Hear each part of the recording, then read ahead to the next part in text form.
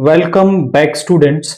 आज की अपनी इस वीडियो में हम क्लास 10th सीबीएसई बोर्ड का सैंपल पेपर डिस्कस करेंगे और यहां पर हम बेसिक मैथ्स का पेपर डिस्कस करने वाले हैं। स्टैंडर्ड मैथ्स का जो पेपर है वो हम ऑलरेडी डिस्कस कर चुके हैं, जिसे आप प्लेलिस्ट के अंदर यहां क्लिक करके देख सकते हैं। तो बेसिक मैथ्स का पेपर पढ़ते हैं। सबसे पहले हम सेक्शन ए एमसीक्यू क्वेश्चंस को पढ़ने वाले हैं। तो सबसे पहला क्वेश्चन हमसे क्या कह रहा है, exponent of 3 in prime factorization of 2025, यानी 2025 का जब आप प्राइम फैक्टराइजेशन करेंगे तो वहां पर 3 का एक्सपोनेंट यानी 3 की पावर क्या होगी। तो करते हैं, देखिए 225 का प्राइम फैक्टराइजेशन।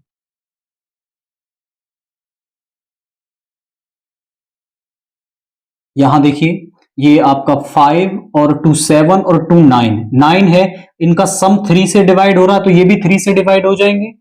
3 6 जा 18 और यहां पे आ जाएगा 3 7 जा 21 एंड 3 5 जा 15। 12 और 6 18, अभी भी ये 3 से डिवाइड हो जाएगा तो यहां पे आएगा 2 25। 9 आ रहा है सम, अभी फिर 3 से डिवाइड हो जाएगा। आफ्टर दैट यहां पे आ जाएगा 15। 12 सम अभी भी डिवाइड हो रहा है तो फिर 3 से डिवाइड हो जाएगा। एंड अब यहां पे करेंगे 5 से 5 टाइम एंड 5 से 1 टाइम। और यहां पर आप 2025 का प्राइम फैक्टराइजेशन देखें तो 3 की पावर कितनी है, 4 है, यानी 5 का स्क्वायर। ये 2025 का प्राइम फैक्टराइजेशन आ गया। वो हमसे पूछ रहा है कि इसके प्राइम फैक्टराइजेशन में 3 का एक्सपोनेंट कितना है। तो 3 का एक्सपोनेंट अगर आप ध्यान से देखें तो यहां पर जो 3 की पावर है वो कितनी है, 4 है, यानी आंसर जो है वो इसका वो 4 हो जाएगा। दैट मींस आप ऑप्शन डी को इसके अंदर यहां पर टिक करेंगे। आफ्टर दैट क्वेश्चन 2 देखिए, if 2024x plus 2025y is equal to 1, हमें दो इक्वेशंस दे रखी हैं और हमें x माइनस वाई की वैल्यू निकालनी है। आप जरा समझें कि गिवन इक्वेशंस क्या हैं हमारे पास।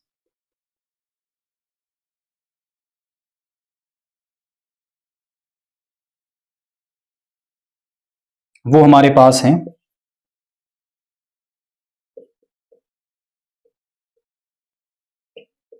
सेकंड वाली है 2025x plus 2024y is equal to -1, और हमें वैल्यू निकालनी है किसकी, हमें वैल्यू निकालनी है x माइनस वाई की। आप बोले सर हम x और y दोनों की वैल्यू निकाल देंगे और फिर x में से y को सब्ट्रैक्ट करने से हमें ये वैल्यू मिल जाएगी। बिल्कुल आप ऐसा कर सकते हैं, बट अगर आप यहां ध्यान से देखें तो यहां x का कॉफिशिएंट है 2024 और यहां x का कॉफिशिएंट है 2025। अब इनके बीच में आप इनको सेम बनाने लगे तो पहले तो आपको एलसीएम लेना पड़ेगा।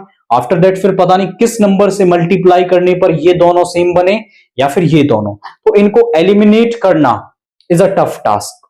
तो सिंपल आप क्या करेंगे, यहां पर देखिए ये इससे एक ज्यादा है और ये वाला इससे एक ज्यादा है। अगर मैं इन्हें सब्ट्रैक्ट कर देता हूं तो यहां x भी बचेगा और y भी बचेगा और उसका कोएफिशिएंट कुछ और नहीं 1 और -1 रहेगा आपका। तो इसे अगर मैं नाम दे देता हूं 1, इसे नाम दे देता हूं सेकंड, इक्वेशन 1 में से हम इक्वेशन 2 को कर देते हैं सब्ट्रैक्ट आपका। तो यहां पे लिख देता हूं मैं, यहां पे आ जाएगा आपका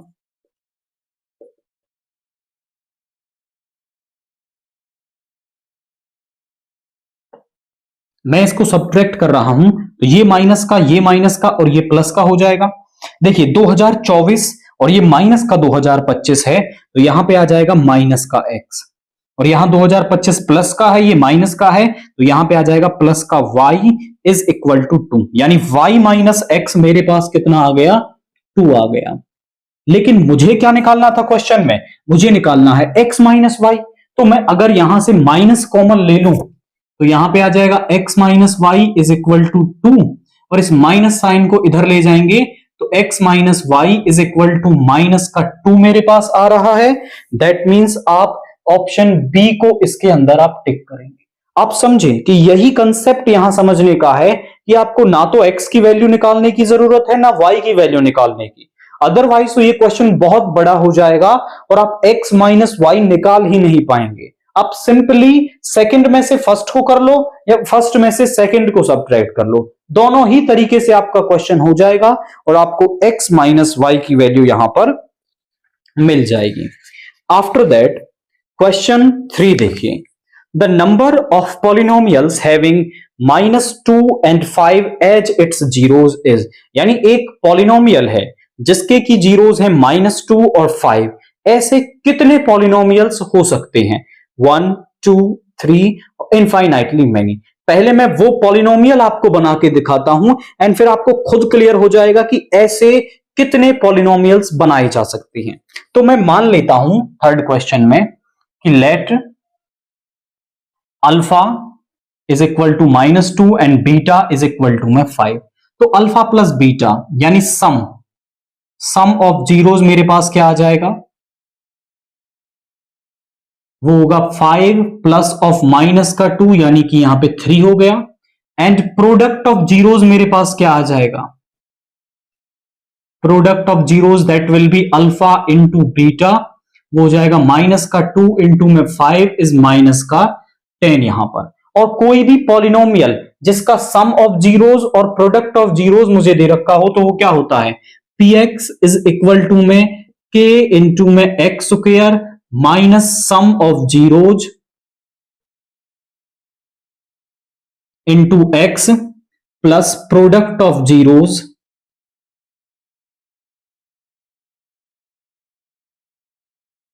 यहां पे आ जाएगा k x square minus sum of zeros मेरे पास कितना आया है? 3x and product of zeros आया है माइनस का 10। तो ये हमारे पास px आ रहा है। अब आप यहां पर k की डिफरेंट वैल्यू लेते जाओ और आपको वो सभी पॉलिनोमियल्स मिल जाएंगे जिनके की ये जीरोज होंगे आपके -2 और 5, या फिर कहें कि उनका सम और प्रोडक्ट ये आपको मिलेगा। तो k की यहां पर कितनी वैल्यूज हो सकती है? आप इंटीजर्स से ले लो, k1 रखोगे तो मिल जाएगा, k2 रखोगे तो मिल जाएगा px आपको, और k3 रखोगे तो मिल जाएगा। यानी आप k की हर वैल्यू के लिए वो पॉलिनोमियल निकाल सकते हो जिसके की जीरोज ये होंगे हमारे। तो आपको समझ में आया कि कितने पॉलिनोमियल्स हम यहां पे बन सकते हैं? ऐसे बहुत सारे पॉलिनोमियल्स, यानी कि इनफाइनाइटली मैनी पॉलिनोमियल्स बनाए जा सकते हैं। इनफाइनाइटली मैनी पॉलिनोमियल्स, क्योंकि k की वैल्यू बदलते जाओ और पॉलिनोमियल बदलता जाएगा, बट जीरोज उसके यही -2 और 5 यहां पर आने वाले हैं। यानी आप इसमें ऑप्शन डी को यहां पर टिक करेंगे। आफ्टर दैट क्वेश्चन 5 देखिए, the value of x for which 2x, x plus 10, 3x plus 2 are 3 consecutive terms of an AP. हमारे पास टर्म्स क्या दे रखी हैं? हमारे पास टर्म्स हैं 2x, x plus 10 and 3x plus का 2। ये हमारे पास क्या है? यहां पर टर्म्स दे रखी हैं। अब यहां पर आप समझे कि ये जो टर्म्स है वो एपी में कब होंगी? कोई भी जो टर्म्स है वो एपी में तब होती हैं जब उनके बीच का कॉमन डिफरेंस हमारा क्या हो? बराबर हो। तो हम कहेंगे these terms will be in AP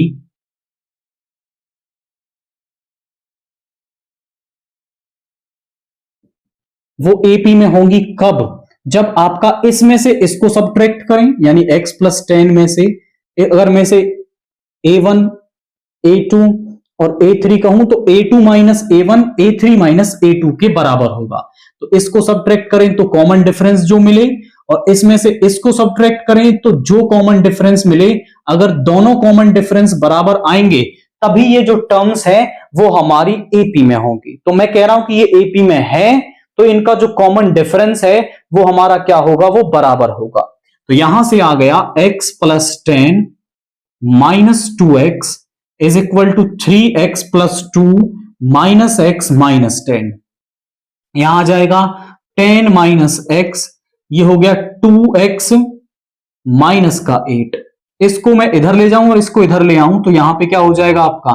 minus x minus का 2x माइनस 8 माइनस का 10।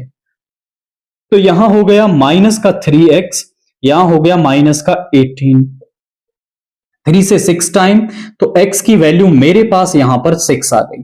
तो की कंसेप्ट आपको माइंड में यही रखना है कि यहां पर जब इनका कॉमन डिफरेंस बराबर होगा तब ये एपी में होंगी, और यहां से इस कॉमन डिफरेंस को बराबर रख करके आप यहां पर x की वैल्यू को फाइंड आउट कर सकते हैं, एंड ऑप्शन ए को आप इसके अंदर टिक करेंगे। आफ्टर दैट क्वेश्चन 6 देखिए, if 1 plus 2 plus 3 plus 4 plus 50 is equal to 25k, then k की वैल्यू हमें निकालनी है। तो हमें यहां पर इस तरह से दे रखा है 1 plus 2 plus 3 plus 4 and plus 50 is equal to 25k। अगर आप इस लेफ्ट हैंड साइड को ध्यान से देखें तो ये आपका क्या बन रहा है, एक एपी बन रहा है, जिसकी पहली टर्म क्या है, 1 है, फर्स्ट टर्म क्या है, 1 है, और कॉमन डिफरेंस आप निकालें तो सेकेंड टर्म में से फर्स्ट टर्म को सब्ट्रैक्ट कर लो तो 1 आ गया मेरे पास, और नंबर ऑफ टर्म्स कितनी है मेरे पास, 50 है। तो मैं 50 टर्म्स का सम निकाल सकता हूं। सम का फॉर्मूला क्या होता है, S n is equal to में n by 2 a plus n minus 1 into में d। यहां इस फॉर्मूले का इस्तेमाल मैं लेफ्ट हैंड साइड में कर सकता हूं, that will be 50 by 2a यानी 2 into 1 plus 50 minus 1, common difference is 1 is equal to 25k। यहां 2 से 25 टाइम्स कैंसिल हो गया, तो यहां पे आ गया 25 इंटू में 49 प्लस का 2 इज इक्वल टू में 25k। तो यहां पे आ गया 25 इंटू में 51 इज इक्वल टू 25k। 25 से 25 कैंसिल हो गया, which implies k is equal to में 51। तो मैंने इस टर्म का इस्तेमाल करके यहां इनका सम निकाला, और सम में ऐसी टर्म बनी 25 इंटू में सम टर्म आ रही है, तो 25 से 25 कैंसिल हो गया, और k की वैल्यू मुझे यहां पर 51, यानी कि ऑप्शन बी को हम इसके अंदर टिक करेंगे। तो सिंपल कंसेप्ट था, एसएन का फॉर्मूला लगाना है और k की वैल्यू हमें यहां पर मिल जाएगी। नाउ क्वेश्चन 4 देखिए, which of the following is not a quadratic equation. इन सभी ऑप्शंस में से कौन सी जो इक्वेशन है वो एक क्वाड्रेटिक इक्वेशन नहीं है। अब मैंने पहले ही ऑप्शंस को लिख लिया है, मैं बारी बारी सभी को एक्सप्लेन करता हूं कि इनमें से कौन सी हमारी क्वाड्रेटिक इक्वेशन नहीं है। हम क्वाड्रेटिक इक्वेशन की स्टैंडर्ड फॉर्म की बात करें तो standard form of quadratic equation हमारे पास क्या होती है, that is a x square plus b x plus c is equal to 0, जहां पर जो a है वो 0 नहीं हो सकता, यानी एक्स स्क्वायर वाली टर्म वहां पर 0 नहीं हो सकती। अगर वहां से एक्स स्क्वायर वाली टर्म चली जाती है तो फिर वो एक क्वाड्रेटिक इक्वेशन नहीं रहेगी, वो एक लीनियर इक्वेशन बन जाएगी। मतलब अब इनमें से जिस भी टर्म में ये वाली एक्स स्क्वायर वाली टर्म प्रेजेंट रहेगी वो क्वाड्रेटिक होगी, और जिसमें एक्स स्क्वायर वाली टर्म प्रेजेंट नहीं रहेगी वो क्वाड्रेटिक नहीं होगी। चेक करते हैं वन बाय वन। पहला ऑप्शन है, इधर x प्लस 2 का होल स्क्वायर ओपन कर देता हूं, एक्स स्क्वायर प्लस 4 प्लस का 4x is equal to 2x plus का 6। देखो यहां इधर आके ये कुछ 2x बन जाएगा, बट एक्स स्क्वायर वाली टर्म यहां प्रेजेंट रहेगी, that means this is a quadratic equation. ये तो क्वाड्रेटिक इक्वेशन है। बी वाले को चेक करते हैं, एक्स स्क्वायर प्लस का 3x, इधर माइनस का 1 प्लस का 3x स्क्वायर। अगर मैं इस 3x स्क्वायर को इधर ले आऊं तो ये बन जाएगा एक्स स्क्वायर माइनस का 3x स्क्वायर प्लस का 3x प्लस का 1 इज इक्वल टू 0, यानी यहां भी एक्स स्क्वायर वाली टर्म प्रेजेंट रहेगी। So this is a quadratic equation.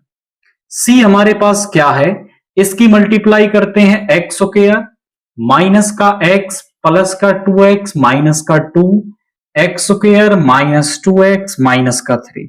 X square से एक्स स्क्वायर कैंसिल हो जाएगा, सेम टर्म है, और यहां पे माइनस का 2x है, इधर आएगा माइनस का 4x। यानी आप यहां ध्यान से देखें तो अब एक्स स्क्वायर वाली टर्म बची ही नहीं है यहां पर, यानी कि x वाली टर्म्स कुछ इवेल्युएट होंगी तो ये एक लीनियर इक्वेशन बनेगी, यानी नॉट अ क्वाड्रेटिक इक्वेशन। ये वाला ऑप्शन जो है वो एक क्वाड्रेटिक इक्वेशन नहीं है। आफ्टर दैट हम इसका डी पार्ट पढ़ें।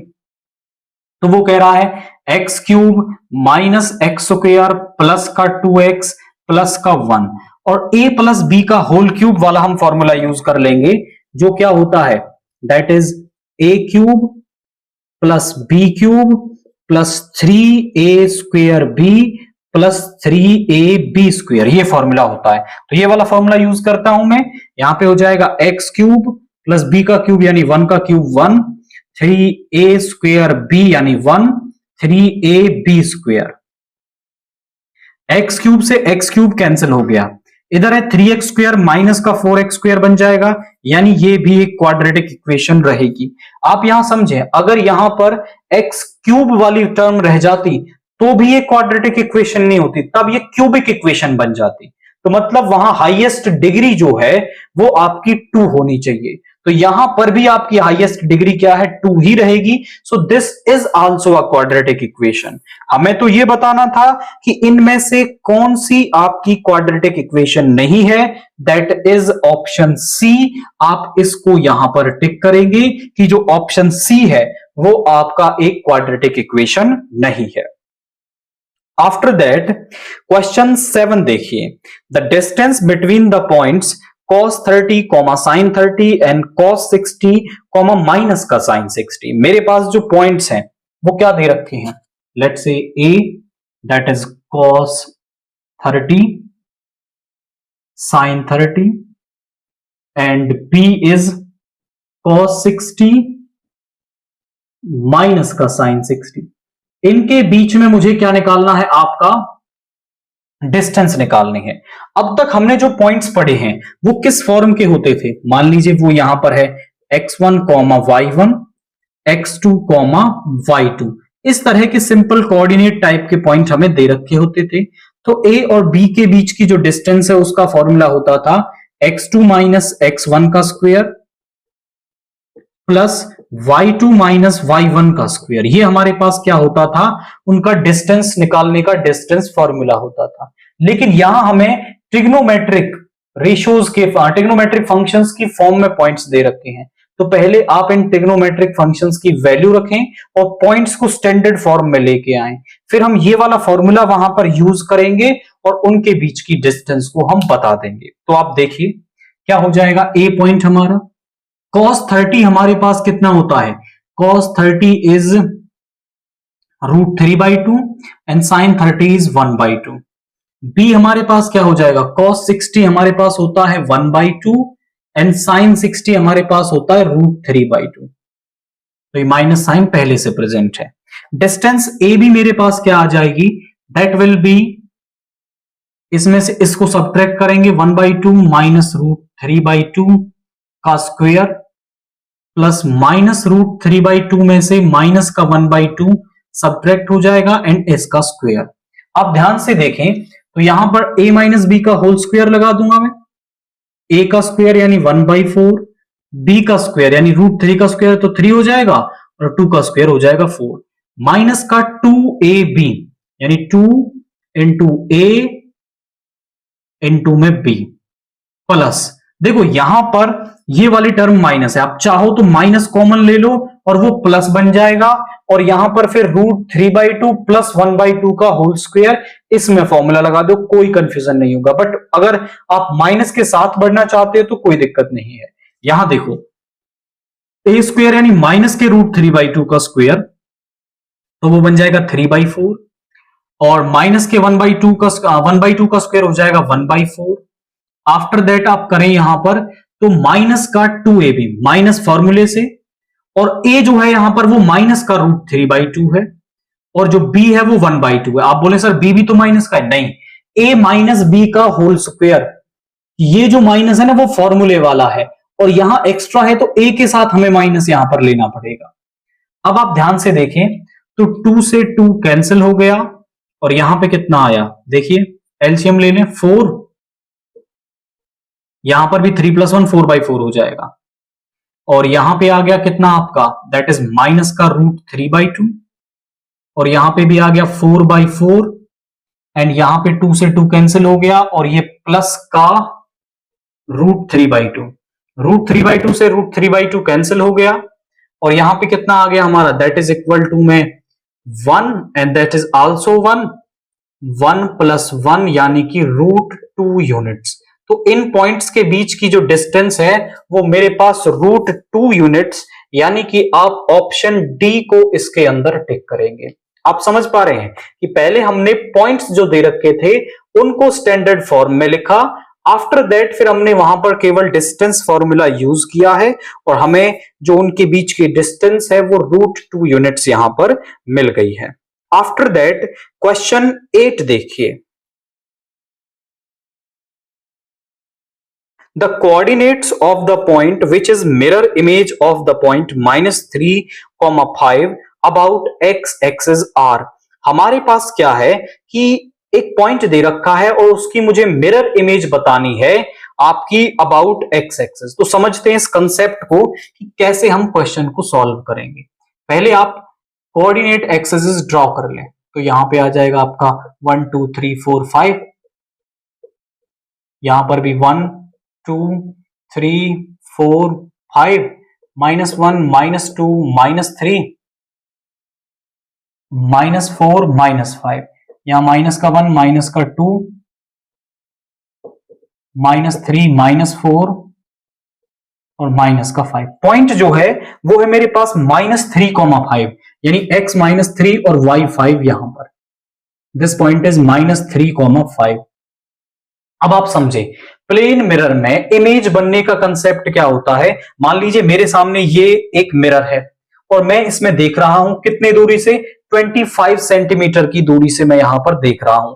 तो मेरी जो इमेज इसमें पीछे दिखाई दे रही होगी वो भी 25 सेंटीमीटर की दूरी पर होगी। यानी प्लेन मिरर से जितनी डिस्टेंस ऑब्जेक्ट की होती है उतनी ही क्या होती है, इमेज की होती है। तो यहां पर अगर x एक्सिस जो है वो हमारा मिरर का काम कर रही है, तो जितनी दूरी पर ये वाला पॉइंट है उतनी ही दूरी पर x एक्सिस के इस तरफ इसकी क्या है, मिरर इमेज बन रही होगी सीधे। बिल्कुल अगर ये x is equal to -3 line है, इस पर इमेज बन रही है कितनी डिस्टेंस पर, 5 डिस्टेंस पर, 5 यूनिट्स की डिस्टेंस पर। तो उसकी जो इमेज है वो x एक्सिस के दूसरी तरफ 5 यूनिट्स की डिस्टेंस पर बन रही होगी और ये वाला पॉइंट क्या होता है, -3, -5 हो गया।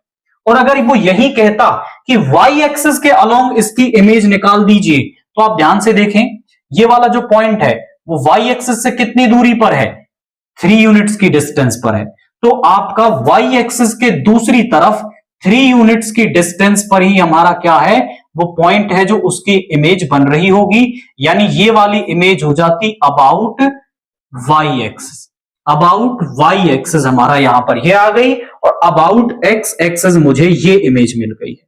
यानी अगर आप ध्यान से देखें तो ऑप्शन कौन सा टिक हो गया आपका, दैट इज ऑप्शन सी को आप इसके अंदर यहां पे टिक करेंगे। छोटा सा कंसेप्ट हम समझे कि मान लीजिए किसी पॉइंट की मिरर इमेज मुझे निकालनी है, x, y की अबाउट x एक्सिस मुझे मिरर इमेज निकालनी है और अबाउट y एक्सिस मुझे निकालनी है। शॉर्ट फॉर्म में हमेशा आप इसे बनाकर ना देखना चाहें तो आप ध्यान से देखें कि जब हम अबाउट x एक्सिस निकाल रहे हैं तो जो x कोऑर्डिनेट है वो तो आ जाता है आपका सेम और y कोऑर्डिनेट का हो जाता है सिंबल चेंज। अगर मैं इसकी इमेज की बात करूं तो वो ये है और इसकी इमेज की ये है, यानी यहां प्लस का है तो यहां पे माइनस का हो जाएगा। और अगर हम y एक्सिस के अलोंग बात करें तो आप ध्यान से देखो y कोऑर्डिनेट तो रहेगा सेम, यानी y वाला पार्ट तो सेम रहेगा और x का हो जाता है सिंबल चेंज, यानी -3 का +3 हो गया। तो इस तरीके से आप शॉर्ट कंसेप्ट में भी आप उसकी मिरर इमेज यहां पर निकाल सकते हैं। तो मैंने यहां पर निकालनी थी x एक्सिस के अलोंग, जो उसकी मिरर इमेज है वो -3, -5 हमारे पास यहां पर आ रही है। नाउ क्वेश्चन 9 देखिए। If in triangle ABC and DEF, हमें ABC और DEF दो ट्रायंगल्स दे रखे हैं और गिवन है AB upon EF is equal to AC upon DE, then they will be similar when A D के बराबर होगा, A E के बराबर होगा। इनमें से कौन सा पेयर ऑफ एंगल्स इक्वल होगा। तो हमें यहां पर दो ट्रायंगल्स दे रखे हैं। वी हैड की जो ABC है ये वाला ट्रायंगल है, एंड DEF जो है वो ये वाला ट्रायंगल है। एंड एक और पार्ट हमें यहां पर गिवन है। गिवन क्या है हमारे पास? दैट इज, वो हमारे पास है AB upon EF, AB upon EF is equal to AC upon DE। थोड़ा केयरफुली देखेंगे कि AB जो है ये साइड किसके प्रोपोर्शन में है। AB जो है वो प्रोपोर्शन में किसके आ रही है? EF। इक्वल नहीं लगा रहा हूं, प्रोपोर्शन बता रहा हूं। ये साइड इसके प्रोपोर्शन में है। AC जो है वो किसके प्रोपोर्शन में है? वो DE के प्रोपोर्शन में है। यानी ये दोनों साइडें इन दोनों साइडों के क्या है? प्रोपोर्शन में है आपका। तो अगर आप इसे ध्यान से देखें तो अगर ये दोनों साइडें प्रोपोर्शन में है तो इनके बीच का एंगल, ये एंगल E और एंगल A यदि बराबर हो जाता है, अगर एंगल A जो है वो एंगल E के बराबर हो जाता है, तो by SAS similarity criteria, by SAS similarity criteria मैं इन्हें क्या कह पाऊंगा? आपका सिमिलर कह पाऊंगा कि ट्रायंगल ABC जो है वो सिमिलर हो जाएगा ट्रायंगल EFD के। यानी DEF कह दो, EFD कह दो, एक ही ट्रायंगल है आपका। तो ये वाला ट्रायंगल आपका इस ट्रायंगल के सिमिलर हो जाएगा अगर एंगल A जो है वो E के बराबर हो जाए, क्योंकि SAS सिमिलरिटी क्राइटेरिया हमसे क्या कहता है कि दो साइडें प्रोपोर्शन में हो और उनके बीच में बन रहा एंगल जो है वो बराबर हो जाए, तो दोनों ट्रायंगल्स को आप क्या कह सकते हो? सिमिलर कह सकते हो। यानी आप इस पर्टिकुलर क्वेश्चन के अंदर क्वेश्चन बी को यहां पर टिक करेंगे कि ऑप्शन बी को, कि एंगल ए जो है वो एंगल ई के बराबर होगा। आफ्टर दैट क्वेश्चन 10 देखिए, if triangle ABC is similar to triangle PQR then perimeter of the triangle PQR in centimeter is. हमें दो ट्रायंगल्स दे रखे हैं, एक ट्रायंगल है ABC और एक है PQR।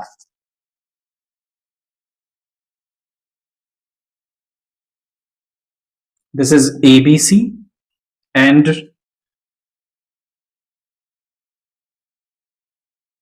PQR। AB जो है वो हमें 3 सेंटीमीटर दे रखा है, BC जो है वो 4 सेंटीमीटर दे रखा है और AC जो है वो 5 centimetre, and this is 10 centimetre. और वो कह रहा है पेरीमीटर ऑफ ट्रायंगल PQR निकालिए। पेरीमीटर ऑफ ट्रायंगल PQR निकालिए जब आपको गिवन है कि जो आपका ट्रायंगल ABC है वो सिमिलर है किसके? PQR के।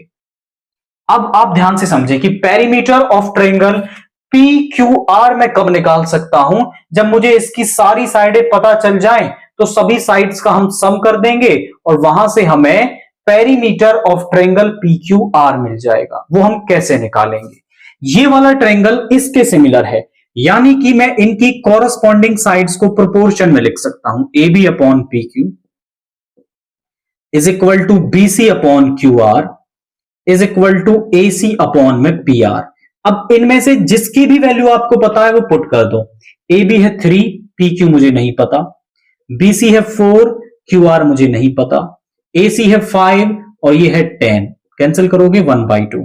बारी बारी से एक बार इस पेयर को आप इक्वल कर लो, तो यहां से 3 upon PQ is equal to 1/2, cross multiply करेंगे, PQ is equal to 6 centimeter. After that इस पेयर को हम इक्वल करें तो 4 upon QR is equal to 1/2, cross multiply कर लें तो QR इज इक्वल टू में 8 सेंटीमीटर। तो जो QR है वो मुझे क्या मिल जाएगा? यहां पर 8 सेंटीमीटर मिल जाएगा। PQ भी मुझे मिल गया, QR भी मुझे मिल गया, और PR जो हमें वो पहले से दे रखा था। तो पेरीमीटर ऑफ ट्रायंगल PQR मेरे पास क्या आ जाएगा? वो आ जाएगा PQ प्लस QR प्लस का PR। तो यहां पे आ जाएगा PQ is 6, QR is 8 and this is 10। तो कितना हो जाएगा ये हमारा? 6 और 10 14, 14 प्लस 10 इज 24 सेंटीमीटर। तो जो पेरीमीटर ऑफ ट्रायंगल PQR है वो 24 सेंटीमीटर, यानी कि आप ऑप्शन बी को इसके अंदर टिक करेंगे। आप समझे कि पेरीमीटर निकालना हमारे लिए कोई टफ टास्क नहीं है, हम सीधा सीधा निकाल सकते हैं, बट उसके लिए हमें ये दोनों साइडें चाहिए, और इन दोनों साइडों को निकालने के लिए हमने इस्तेमाल कर लिया उस ट्रायंगल में जो सिमिलरिटी की कंडीशन दे रखी थी, वहां से ये दोनों साइडें निकाली और फिर मुझे यहां पर इसका पेरीमीटर मिल गया है। फॉर विजुअली इंपेयर्ड स्टूडेंट जो क्वेश्चन आपको दे रखा है वो सेम है, बस यहां पर फिगर दे रखे हैं, वहां पर ये साइडें आपको लिख करके बता रखी हैं, तो उससे कोई फर्क नहीं पड़ता, दोनों क्वेश्चन सेम तरीके से होंगे। आफ्टर दैट क्वेश्चन 11 देखिए, in the figure given below radius r of the circle which touches the sides of the triangle is. हमें ये फिगर दे रखी है, यहां पर ये सर्कल है जिसकी जो साइड्स हैं वो ट्रायंगल को टच करती हैं at the point D, and ये वाला पॉइंट है ई और ये वाला पॉइंट है एफ आपका। तो वो कह रहा है कि आप हमें यहां पर बता दीजिए विच टचेस द स्मॉलर सर्कल, तो हमें इस रेडियस आर की वैल्यू यहां पर बतानी है। अब यहां पर आपको थोड़ा क्रिटिकली सोचना पड़ेगा, आप ध्यान से देखें भाई, ये लाइन जो है वो सर्कल को टच कर रही है, मतलब ये पॉइंट ऑफ कॉन्टेक्ट, ये भी पॉइंट ऑफ कॉन्टेक्ट और ये भी पॉइंट ऑफ कॉन्टेक्ट, और रेडियस जो है वो पॉइंट ऑफ कॉन्टेक्ट पर 90 डिग्री का एंगल, पॉइंट ऑफ कॉन्टेक्ट पर 90 डिग्री का एंगल, तो बचा हुआ एक एंगल भी कितने का हो गया, 90 डिग्री का, यानी ये सभी जो एंगल्स हैं वो 90 के हो गए, और इसकी एडजेसेंट साइड्स बराबर हैं, यानी ODCE जो है वो एक स्क्वायर बन गया, ODCE इज ए स्क्वायर। अब ये स्क्वायर है तो ये वाला पार्ट भी आर हो गया और ये वाला पार्ट भी आर हो गया। नाउ अब हम इस कंडीशन के अकॉर्डिंग बढ़ते हैं और हमें यहां पर आर की वैल्यू निकालनी है। आप जरा समझें, हम ये जानते हैं कि जो AF है वो AE के बराबर होगा, AF is equal to AE। B जो एक्सटर्नल पॉइंट है BF जो है वो BD के बराबर होगा। सिमिलरली CD जो है वो CE के बराबर होगा। क्यों? हम बताएंगे tangents drawn from an external point are equal.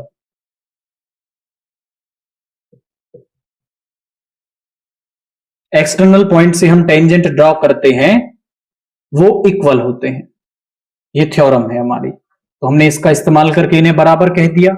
अब ध्यान से समझें, तो ये पूरी साइड तो है 24, उसमें से मैं आर पार्ट निकाल दूं तो ये वाला पार्ट मेरे पास कितना हो जाएगा, 24 माइनस आर हो जाएगा, और ये वाला पार्ट भी कितना हो जाएगा, 24 माइनस आर हो जाएगा। अब आप अगर ध्यान से देखें तो ये वाली जो पूरी साइड है, ये वाली जो पूरी साइड है ये है 7, उसमें से ये वाला पार्ट है मेरे पास आर, तो अगर मैं इसमें से आर निकाल दूं तो ये वाला पार्ट मेरे पास कितना रह जाएगा, 7 माइनस आर, और अगर BD मेरे पास 7 माइनस आर है तो ये भी कितना हो जाएगा, 7 माइनस आर हो जाएगा। तो हमने अभी देखिए ए भी हमें पूरा दे रखा है, वो उसको नहीं छीटना है हमें, तो इसके अकॉर्डिंग ये 24 माइनस आर हुआ, तो ये भी 24 माइनस आर हो गया, ये 7 माइनस आर हुआ तो ये भी 7 माइनस आर हो गया। AB जो है, AB को मैं क्या लिख सकता हूं, उसको मैं लिख सकता हूं AF प्लस BF, इन दोनों को जोड़ने से मुझे AB मिल जाएगा। अब जो हमने वैल्यूज निकाली हैं वो पुट करते हैं। AB हमें दे रखा है 25, AF जो है वो मेरे पास आया है 24 माइनस आर, और BF जो आया है वो आया 7 माइनस आर। 24 प्लस 7 इज 31, उसको इधर ले आओ, तो यहां पे 25 माइनस का 31 इज इक्वल टू माइनस का 2r, तो यहां पे आ जाएगा माइनस का 6 माइनस का 2r is equal to minus का 6, 2 से 3 टाइम्स कैंसिल हो गया, which implies r is equal to में 3 centimetre.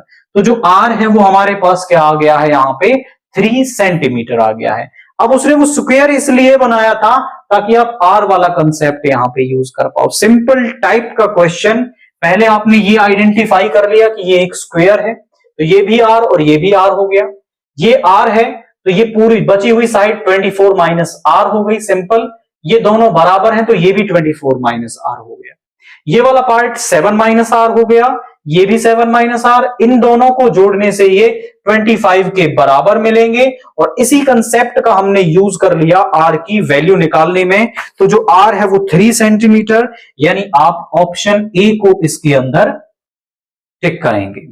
Now question 11 for visually impaired students देखिए, from a point P which is at a distance of 26 centimeter from the center O of a circle with radius 10 centimeter, the pair of tangents PQ and PR to the circle are drawn.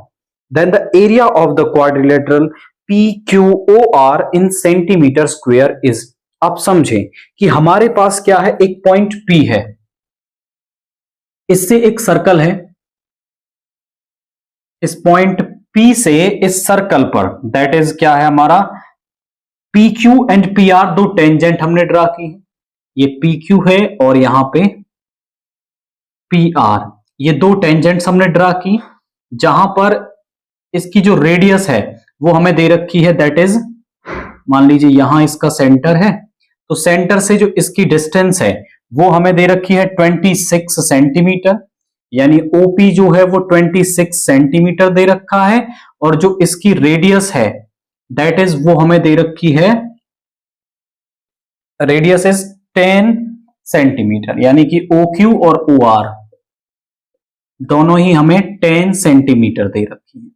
अब वो कह रहा है इस OQPR जो quadrilateral बन रहा है, इसका एरिया हमें यहां पर निकालना है। आप यहां समझे कि जो क्वाड्रिलेटरल हमारा यहां पे बन रहा है वो दो इक्वल ट्रायंगल्स में डिवाइडेड है, यानी ऊपर वाला पोर्शन ये एक ट्रायंगल और ये एक ट्रायंगल, और ये दोनों जो ट्रायंगल्स है ना वो कॉन्ग्रुएंट हैं। आप चाहो तो इन्हें कॉन्ग्रुएंट कर सकते हो, कैसे? देखिए, रेडियस से पॉइंट ऑफ कांटेक्ट पर 90 डिग्री का एंगल, यहां भी 90 डिग्री का एंगल, और ये 90 डिग्री उसके सामने वाली साइड हाइपोटेनियस दोनों में कॉमन है, और ये वाली साइड इस वाली साइड के इक्वल होती है, क्योंकि tangents drawn from an external point are equal, तो ये दोनों कॉन्ग्रुएंट हो जाएंगे। कॉन्ग्रुएंट का मतलब है सेम है बिल्कुल, तो दोनों का जो एरिया है वो भी बराबर होगा। मैं इनमें से एक ट्रायंगल का एरिया निकाल दूं, उसको 2 से मल्टीप्लाई कर दूंगा तो मुझे पूरे क्वाड्रिलेटरल का एरिया मिल जाएगा। तो हम आपको अप्रोच क्लियर हुई है, पहले कॉन्ग्रुएंट करेंगे, फिर एक ट्रायंगल का निकालेंगे, उसको 2 से मल्टीप्लाई करेंगे तो पूरे क्वाड्रिलेटरल का एरिया मुझे मिल जाएगा। Now in triangle OQP and triangle ORP, इन दोनों में मैं ले लेता हूं, ध्यान से देखो तो OQP जो एंगल है, angle OQP is equal to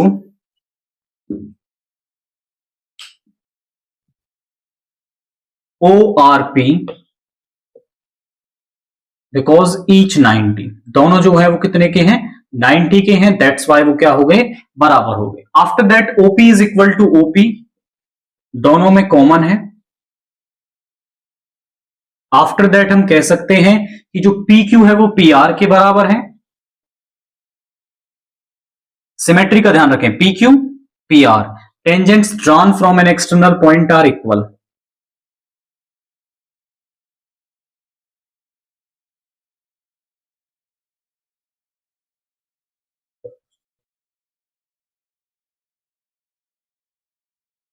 अब आप समझे, इसके बाद मैं कह सकता हूं बाई RHS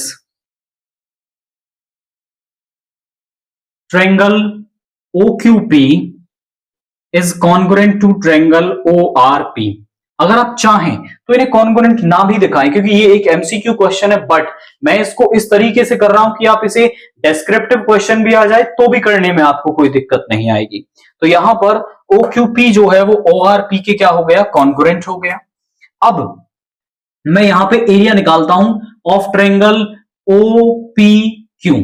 ध्यान से देखिए, मुझे ये वाली साइड 10 दे रखी है और ये वाली साइड दे रखी है दैट इज 26 सेंटीमीटर, बट मुझे यहां पर ये वाली साइड नहीं दे रखी। अगर मैं ट्रायंगल का एरिया निकालने जाऊंगा तो ट्रायंगल के एरिया का जो फॉर्मूला है वो होता है 1/2 बेस इनटू में हाइट। मुझे ये वाली हाइट तो दे रखी है लेकिन ये बेस नहीं दे रखा, तो ये बेस भी मुझे यहां पर कैलकुलेट करना पड़ेगा using Pythagoras theorem. So by PGT मैं यहां पे ले लेता हूं in triangle OQP, in triangle OQP यहां पे हो जाएगा OQ का स्क्वायर प्लस QP का square is equal to OP का स्क्वायर। अब वैल्यूज पुट कर देते हैं, ओ क्यू का स्क्वायर यानी 10 का स्क्वायर, क्यूपी का स्क्वायर मुझे निकालना है, और ओपी का स्क्वायर यानी 26 का स्क्वायर। एक तो तरीका है कि भाई अब 26 का स्क्वायर कैलकुलेट कर लें, इसको इधर ले जाएं, बट मैं क्या करता हूं, इसको इधर ले जाता हूं। 26 का स्क्वायर माइनस 10 का स्क्वायर। अब a square minus b square किसके बराबर होता है, a minus b into a plus b. QP का square is equal to 26 plus 10 और 26 माइनस 10। तो यहां पे आ जाएगा क्यूपी, इधर आ जाएगा रूट, ये हो गया 36 मल्टीप्लाई में 16।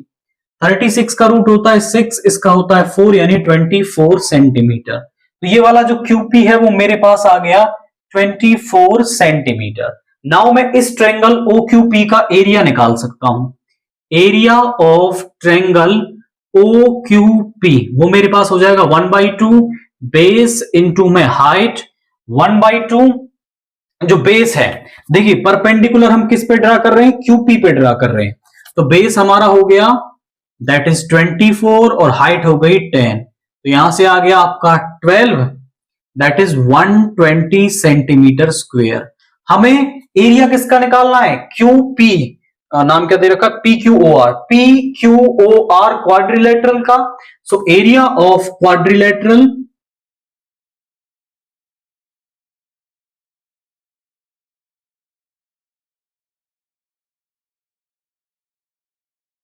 PQOR is 1/2 into area of triangle OQP, यानी 1/2 इंटू में 120, सॉरी 2, डबल करेंगे ना उसका, 1/2 नहीं 2, 2 इंटू में 120 240 सेंटीमीटर स्क्वायर। ये हमारे पास इस क्वाड्रिलेटरल का एरिया आ जाएगा। दैट मींस आप ऑप्शन बी को इसके अंदर यहां पे टिक करेंगे। अब देखिए ये कॉन्ग्रुएंसी वाला पार्ट है, तो चाहें तो आप इसे स्किप कर सकते हैं क्योंकि ये हमें अंडरस्टूड होता है। अगर आप चाहें तो इसे लिख सकते हैं, बट हमें ये वाला पार्ट तो यहां निकालना ही पड़ेगा, और उसे निकाल के फिर आप एक ट्रायंगल का एरिया निकाल दें और उसका डबल करते ही मुझे इस क्वाड्रिलेटरल का एरिया भी यहां पर मिल जाएगा। आफ्टर दैट क्वेश्चन 12 देखिए, which one of the following is not equal to unity. इनमें से कौन सा ऑप्शन जो है वो आपका यूनिटी के बराबर यानी कि 1 के बराबर नहीं होगा। तो हम सबसे पहले ए ऑप्शन को देखते हैं। ए ऑप्शन है sine square x plus cos square x. Definitely ये हमारी आइडेंटिटी होती है, तो ये तो 1 के बराबर हो जाएगा, ये तो सही है।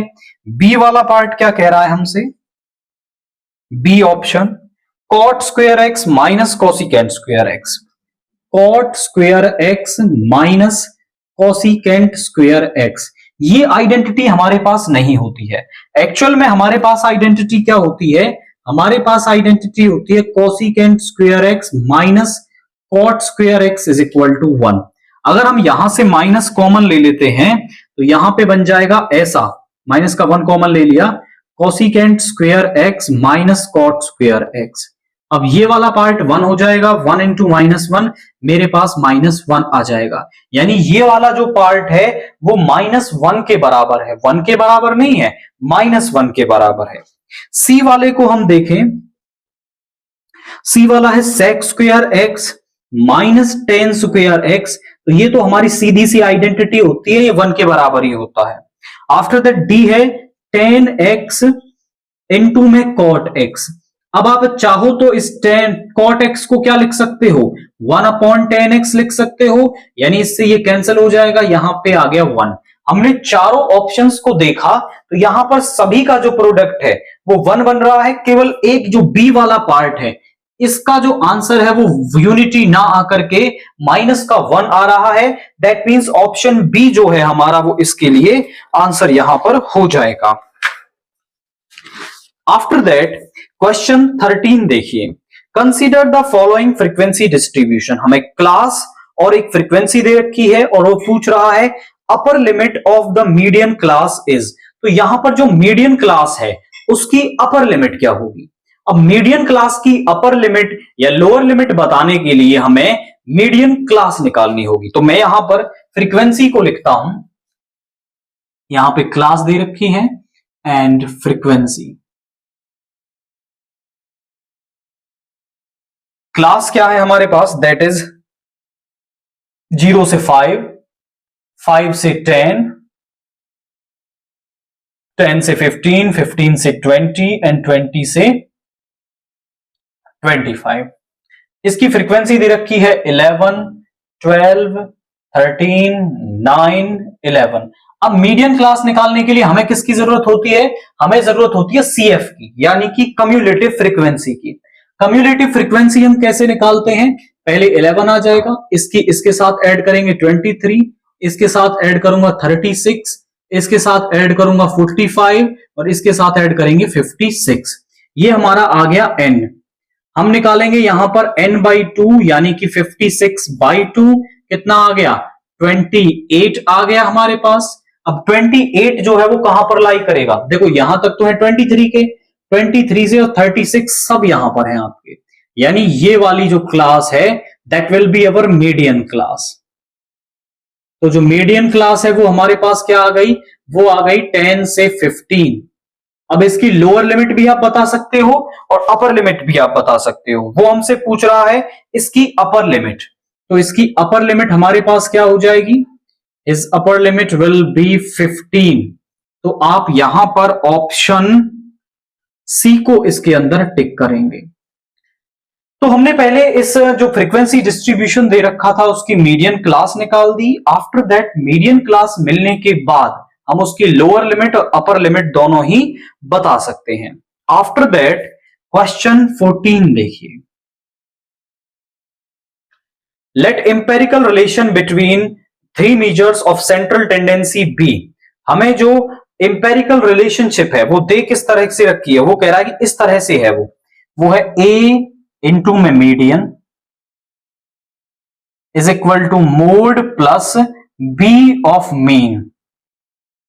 और वो कह रहा है कि आप वैल्यू बता दीजिए 2b प्लस 3a की। 2b प्लस 3a की मैं वैल्यू बता दूंगा अगर मुझे a और b की वैल्यू पता चल जाए। जैसे ही मुझे a और b की वैल्यू पता चल जाएगी मैं वो यहां रखूंगा और मुझे वैल्यू मिल जाएगी। एम्पेरिकल रिलेशन जो है वो इस तरह से यहां पर दे रखा है। इंपेरिकल रिलेशन हमें भी याद होता है, एक्चुअल में इंपेरिकल रिलेशन होता क्या है, वो होता है 3 median is equal to mode plus twice of mean. ये होता है एक्चुअल इंपेरिकल रिलेशन। तो फर्स्ट और सेकंड को आप अगर कंपेयर करें तो यहां से जो a की वैल्यू है वो तो आ गई 3, जो b की वैल्यू है वो आ गई 2, और मुझे किसकी वैल्यू निकालनी है, मुझे वैल्यू निकालनी है 2b प्लस 3a, यानी 2 इंटू में 2 प्लस 3 इंटू में 3, यानी कि 4 plus 9 that is equal to 13। तो यहां पर 2b प्लस 3a की जो वैल्यू है वो मेरे पास 13 आ रही है। दैट मींस आप ऑप्शन सी को इसके अंदर टिक करेंगे। तो जो एक्चुअल में इंपेरिकल रिलेशन होता है उससे हमने इसको कंपेयर किया और a और b की वैल्यू इवेल्युएट की। a और b की वैल्यू को हमने यहां पर रखा और फिर इस टर्म की वैल्यू 13 हमें यहां पर मिल गई है। नाउ क्वेश्चन 15 देखिए, from an external point Q the length of tangent to a circle is 12 centimeter and the distance of Q from the center of circle is 13 centimeter. The radius of circle in centimeter is। तो हमारे पास जो radius of circle होगी वो क्या होगी। Question को समझिए कि हमारे पास एक सर्कल है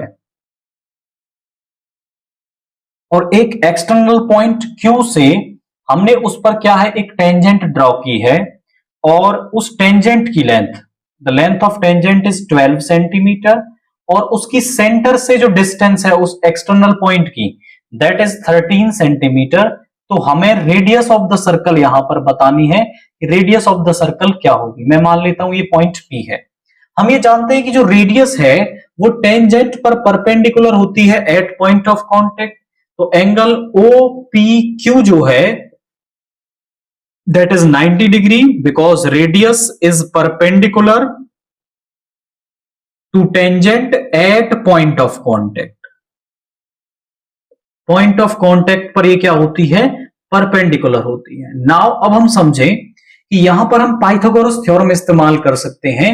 इन triangle OPQ by PGT, in triangle OPQ by PGT में क्या लिख सकता हूं, ओपी का स्क्वायर प्लस पी क्यू का square is equal to Q O का स्क्वायर, या ओ क्यू का स्क्वायर में से लिखूं तो ओ क्यू का स्क्वायर मुझे दे रखा है दैट इज 13 का स्क्वायर, और ओपी का स्क्वायर दैट इज 12 का स्क्वायर, और यहां पे आ जाएगा पी क्यू का स्क्वायर जो मुझे यहां पर निकालना है, ओपी का स्क्वायर प्लस पी क्यू का स्क्वायर।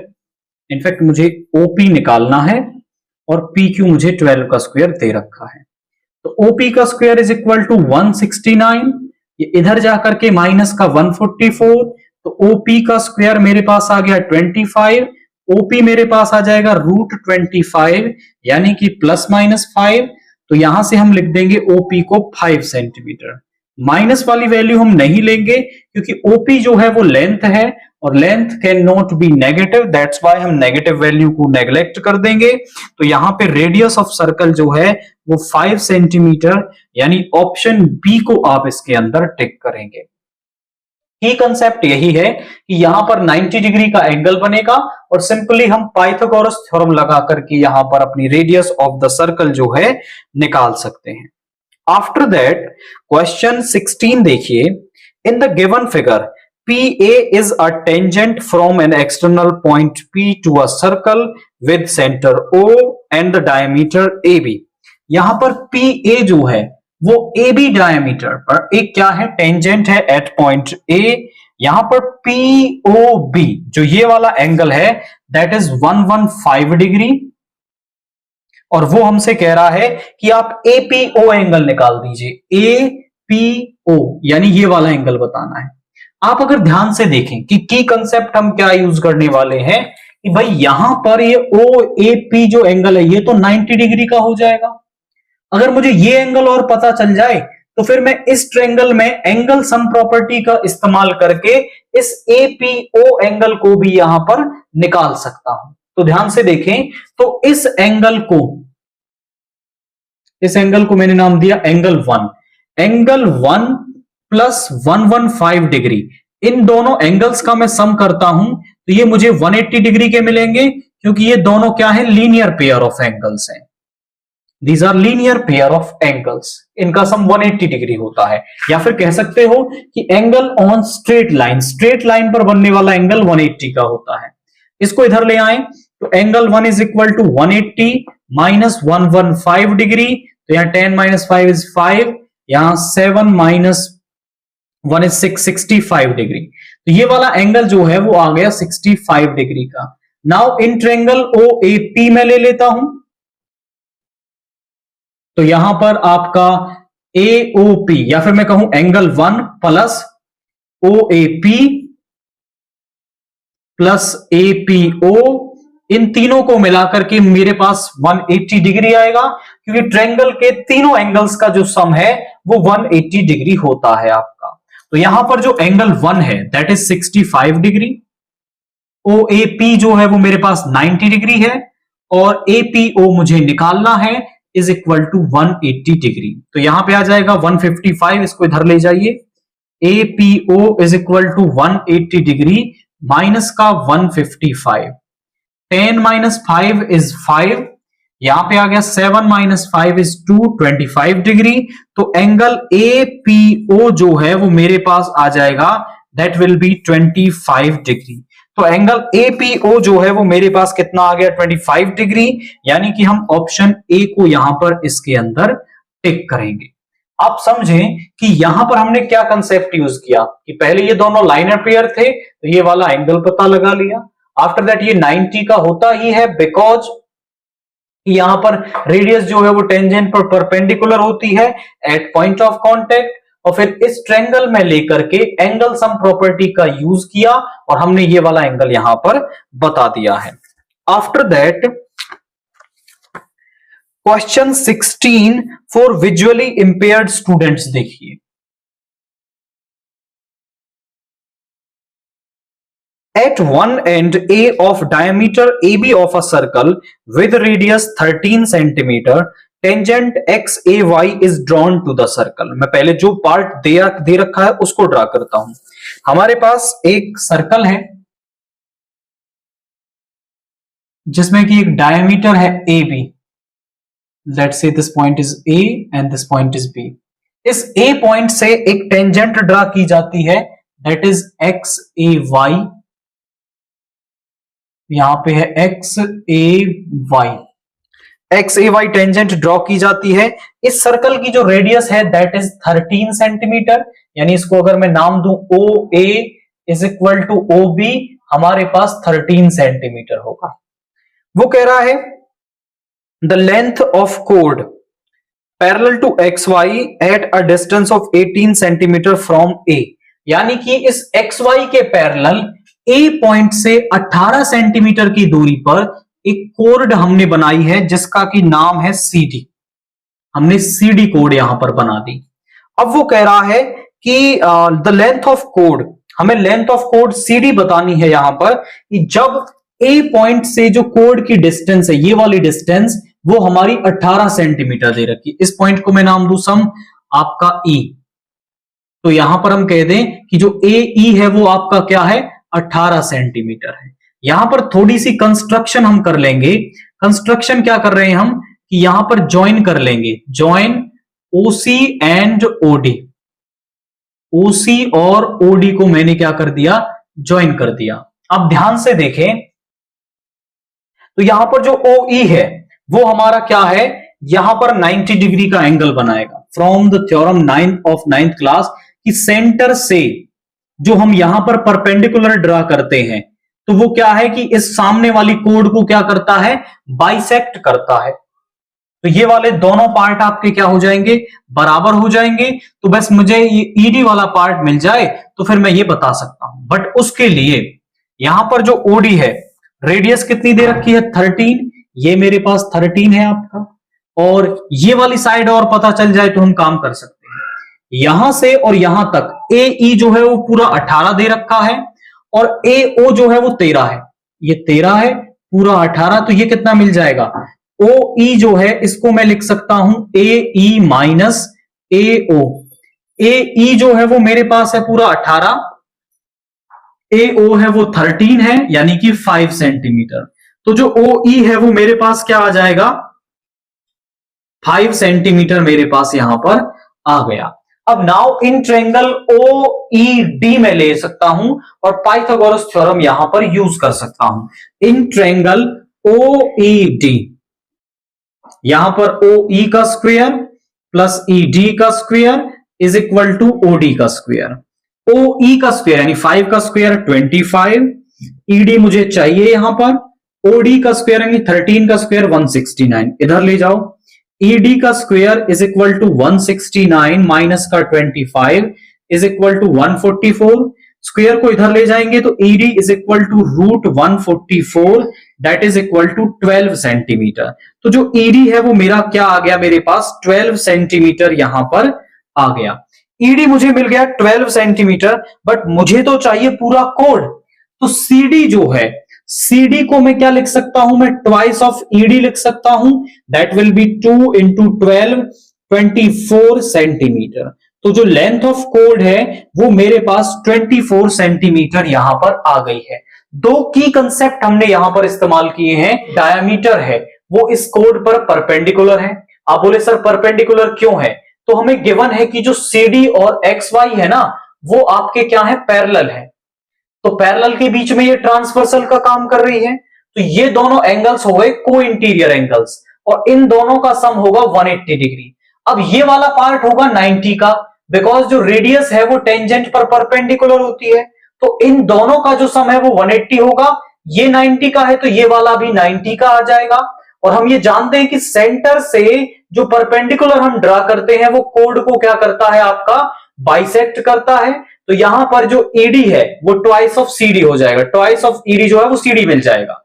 यहां पर ये वाला पार्ट 13 हो गया, इसका इस्तेमाल करके ये 5 आ गया, पाइथागोरस थ्योरम निकाली, लगाई, और ईडी हमें कितना मिल गया, 12 सेंटीमीटर मिल गया।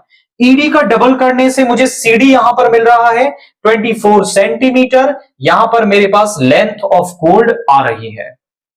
क्वेश्चन 17 देखिए, the circumferences of two circles are in the ratio 3:4 the ratio of their areas, तो उनके एरियाज का जो रेशियो है वो क्या मिलेगा जब उनके सरकमफेरेंस का जो रेशियो है वो 3:4 हमें दे रखा है। तो मैं मान लेता हूं कि दोनों सर्कल्स की जो रेडियाई है वो R1 और R2 है। Let radius of first circle